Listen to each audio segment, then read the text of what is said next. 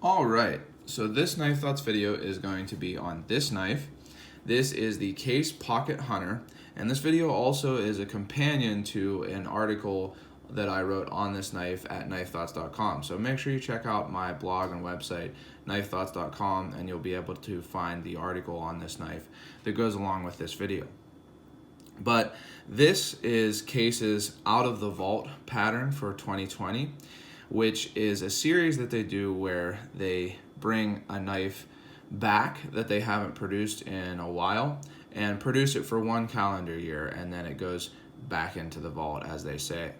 And Case has been making knives for over 100 years. They've been kind of the preeminent traditional knife manufacturer since the turn of the 20th century, and have had their hands in lots of different companies and manufacturers making knives for them making knives for other companies. So they've made a lot of different patterns, and so there's a wealth of different options for them to bring back out of the vault.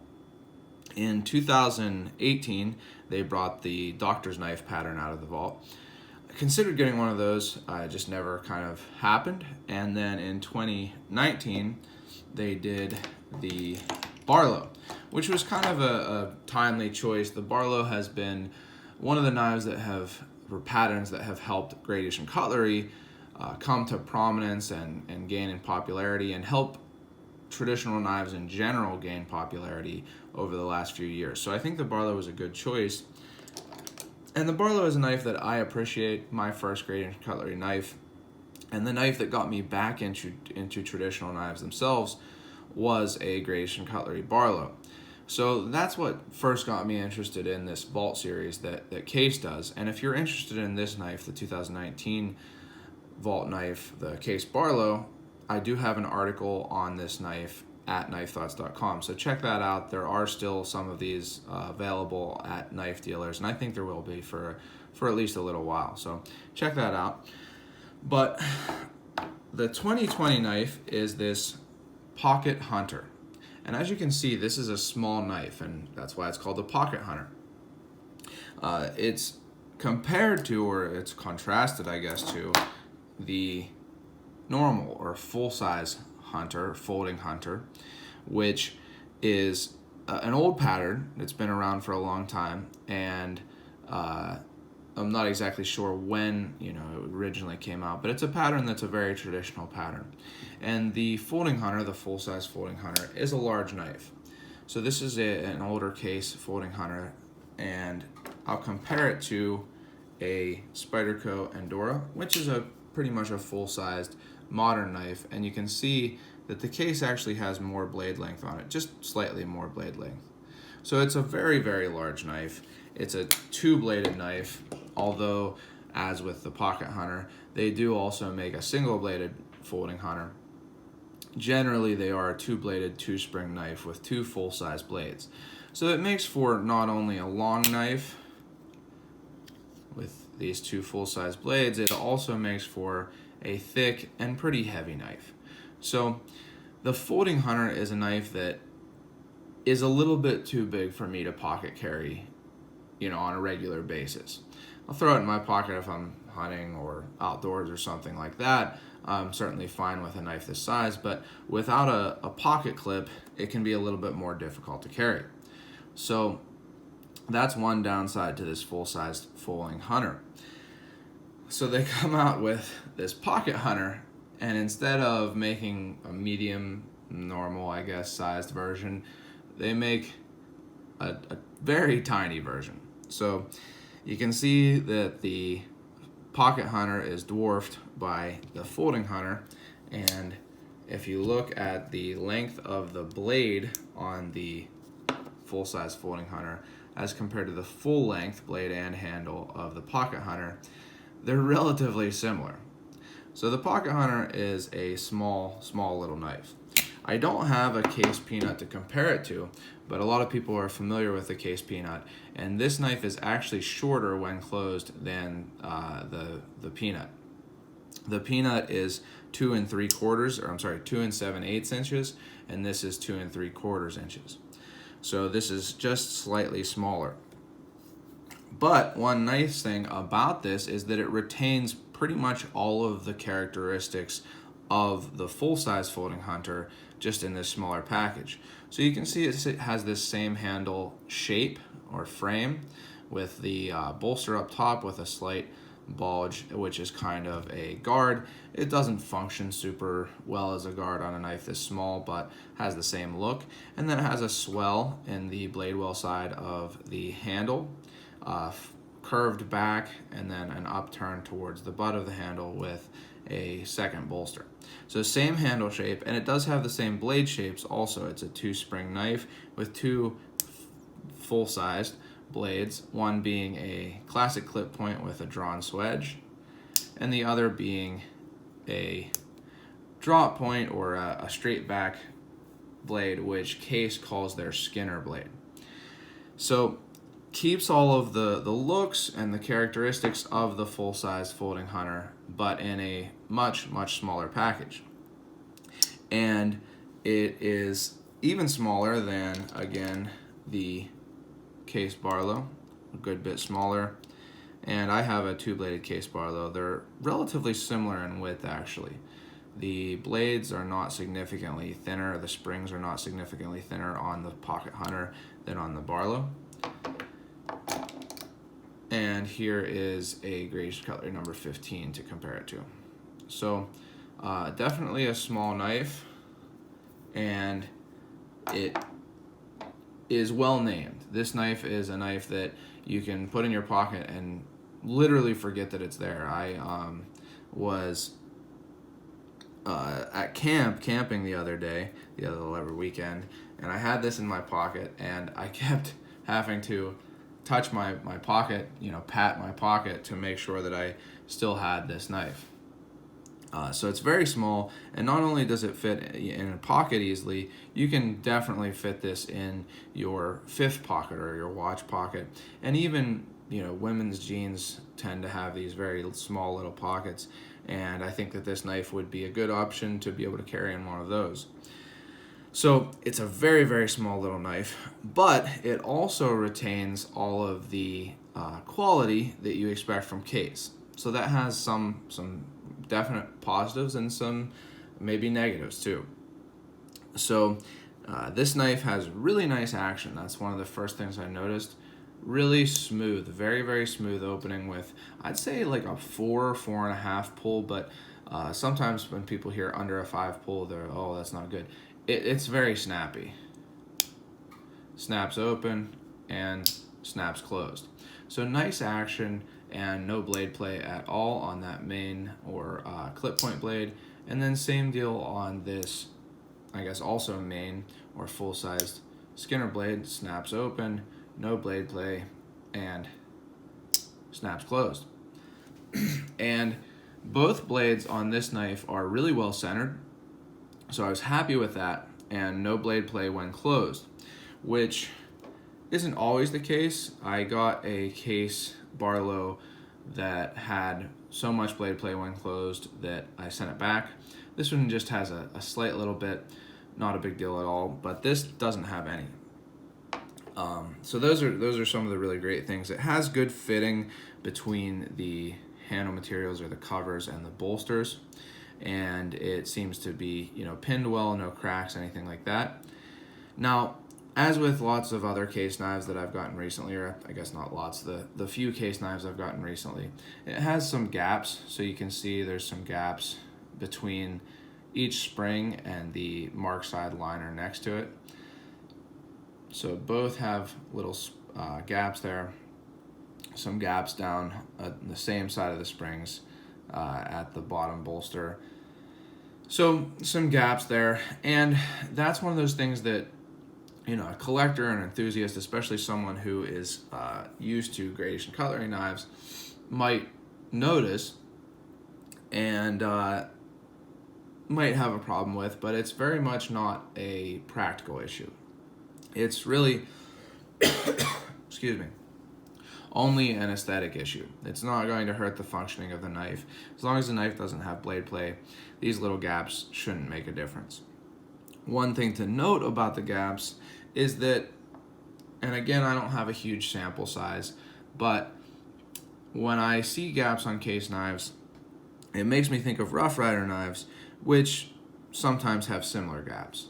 So you can see this Rough Rider canoe has a gap here, maybe a little bit bigger on that. This Rough Rider doesn't have gaps between the springs and liners, but does between the liners and handle material, which is interesting. So it's one of those things where I think for the price, it's not a huge deal. It's not a practical issue, but I'd like to see them kind of work on the gaps on the case knives, especially on the back springs here.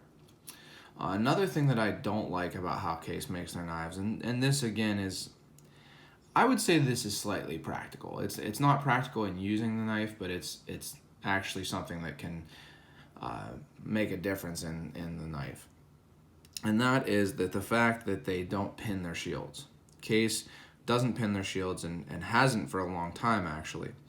And I really dislike it. And how do you know if a shield is pinned or not? Well, you look in here, you can see there's no pin, there's no hole in the liner where that shield is. So that means that that shield is just glued in. An interesting note is that Benchmade is doing a collaboration with Jared Oser, and they are putting a shield on the knife. It's not a metal shield, and they're not pinning it in, but it's from underneath. So that's an interesting newer, I guess, way of doing a shield, kind of outside of the realm of this discussion, but because I don't think Case is going to do that. But I really do wish that they would pin their shields. Why do I care so much about that? Well, I have seen lots of glued shields fall out. And when I say lots, I mean 5 to 10, which to me is too many. I mean, Gradation Cutlery pins all of their shields that they can. There is a caveat to that. If you'd like to learn more about it, check out my article and or video on the 2019 Allegheny Mountain Knife Collectors Association Club knife. But they pin their shields, and none of those pin shields are coming out. They're just not going to. The glued shields can fall out, whether it be from heating up and cooling down, getting humid and then dry, or just getting knocked around. And again, it's not going to stop you from being able to use the knife to cut things, but it looks really bad and it's irritating when a shield falls out and either you have to glue it back in and hope it stays in, or you just lose it and then you have to either email Case and see if they'll send you one, which I guarantee they won't, or, well, I guess I don't guarantee they won't, but I would think that they would want you to send the knife in for them to put the shield back in. Case has always given me good warranty service, by the way, but I do think that they would want you to send the whole knife back in for them to put the shield in themselves. So I really don't like the glued only shields. I really wish Case would take the time and pin them, and if it added an extra $5 to the knife, I would be okay with that. I don't think that it would, but I'm not an expert on Case's manufacturing process. So that's one downside to this knife, but again, not a hugely practical downside. I've been enjoying this knife since I've had it, just because it's a fun little knife. If you've seen my videos on the smaller Gradation Cutlery knives, like the Gradation Cutlery number 22 or the Gradation Cutlery number 18, which I'm going to grab real quick to give a comparison of. So sorry for the transition there, but I wanted to show a couple of the other really small knives from Gradation Cutlery that I have that I really enjoy. So one of those is the number 06 Pemberton, and this one is in smooth white bone. So there's that. Boom. And the number 22 Magnum, that one's in sea glass acrylic. And then the number 18 Beagle in oil sucker rodwood. So I really enjoy these really small knives. They fit in your watch pocket or your fifth pocket really well. And they offer a lot of utility for not too much difficulty in carrying and weight and things like that. I have carried these, all three of these, a lot and have found them to be pretty useful. Now, one thing that I am not sure of is whether or not you need 2 blades. Now, I do think it offers extra utility over a 2-bladed knife that has a main blade and then a pen blade. And the reason for that is because on a knife this small, the pen blade is going to be so small that it's a really, really little blade. And I think that having the 2 full-length blades gives a little bit more utility than having a full blade and a pen blade, because you already have the extra width of that spring, so you might as well use the whole thing. But it can be difficult to be able to open both blades if both blades are full length, which Case mitigates that issue on the Pocket Hunter by having this Skinner blade sit so low. When I first got this, by the way, I was a little bit concerned about how low it sat. I wasn't sure if I would need to drop the kick. I didn't end up needing to drop the kick on either of these blades. Neither of them have proud tips. But I wasn't sure if it would be difficult to get at that nail nick, and it hasn't been. I haven't had any trouble with it at all. So they did fit both blades in a way that you can get them both out easily, and I do think that having 2 full-length blades is a little bit more practical than having a full-length blade and a pen blade. Not sure on a knife this small that 2 blades are necessarily something that you're going to use a lot. I think that on a very small knife like this, 1 blade is going to do most of the work that you're going to need such a small knife for. Now that said, that could partly be influenced by my tendency to carry a larger modern knife at the same time that I'm carrying my traditional knife that would do the larger work. So if you only are carrying this knife, I do think that having the 2 blades could be helpful. But either way, it's a nice little addition to this collection of very small knives, because it does have 2 full blades instead of either 1 blade or a full blade and a pen blade. So that's something to kind of be aware of with this knife. But like I mentioned earlier, they are also making a couple different versions with a single blade, and it's just the clip point blade. So if you don't need both blades, if you don't want both blades, if you want it to be a little bit thinner, then you could get the single blade clip point version. I got this version despite, everybody on Instagram. I put up a poll asking which I should do, and it was really in favor of the single blade, which I was surprised at. But I guess people like single blade knives. But I got this version basically because the yellow synthetic is the same handle material that I got in the 2019 Vault knife, the Case Barlow. And I have the classic Trapper and the yellow handle, and it's the cheapest of them. So this knife was about $46, and I think that's pretty much where it is most places, $45 to $50. And I think it's a good deal. It's less than most GECs, really, any GEC except for the bullnose. It's an interesting knife, and I think that it's a fun knife, especially if you enjoy these smaller knives or if you are trying to collect the Vault knives. So I think it's a good deal. It's a knife that I've been enjoying. I've carried it in my watch pocket a good number of times since I got it. I've used it some, and it works well. It has the Case True Sharp steel, which is their stainless. It's not the hardest steel in the world, not the highest wear resistance steel in the world. In fact, it's not really close to either of those, but it works fine. It's relatively easy to sharpen. One thing with that, Case sends their knives out with like the roughest edges, and by rough I don't mean necessarily bad, but literally rough. I mean, I don't know what grit they use, but it must be really, really low, because they have the toothiest edges I've ever seen. And so it's nice that it's easy to sharpen, because if it wasn't, it would be kind of a pain. But this is the stainless steel version. They are coming out with some in CV, which is their carbon steel. As you can see, this pattern number is the 32165, and this knife has the new Tang stamp for 2020. So it has the new Case XX with kind of a lightning S, and then the 10 dots, which show that it's 2020, they remove a dot each year, so 2021 will have 9 dots, and so on. So that's pretty much everything on this knife.